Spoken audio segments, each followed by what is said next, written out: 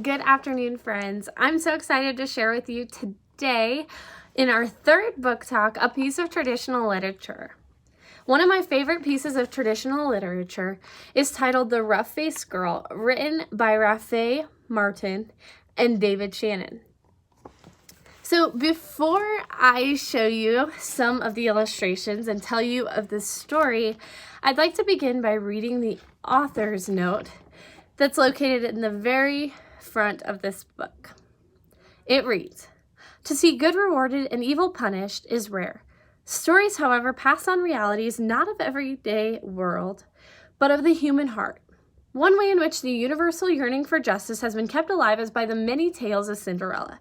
The Rough-Faced Girl in Algonquin Indian Cinderella is, in its original form, actually part of a longer and more complex traditional story. Brief as it is, however, the Rough-Faced Girl remains one of the most magical, mysterious, and beautiful of all Cinderellas. Grown on native soil, its mystery is rooted in our own place. I am happy to pass it on to children and parents today."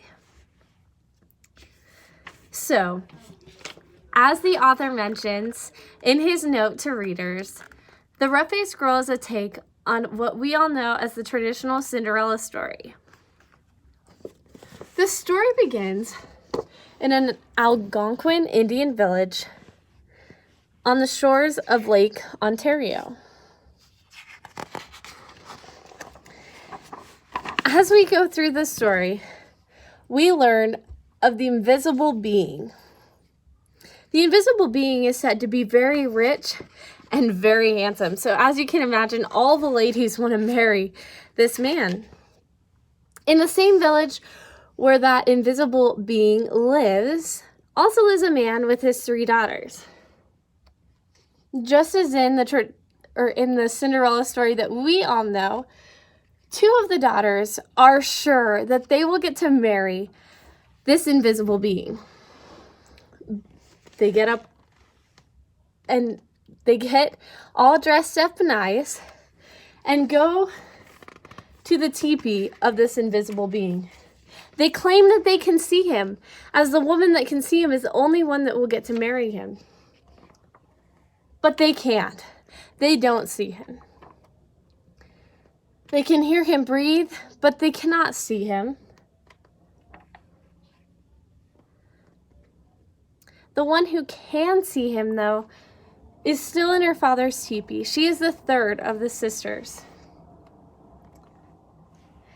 And while I do love the ending of this story, I will not spoil it for you. But I hope you will read it so that you will get to see whether or not his 3rd daughter ends up marrying the invisible being.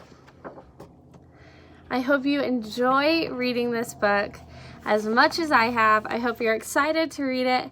I hope you check it out, buy it on Amazon, whatever you want to do. But I just hope that you enjoy this piece of traditional literature. Thank you for listening.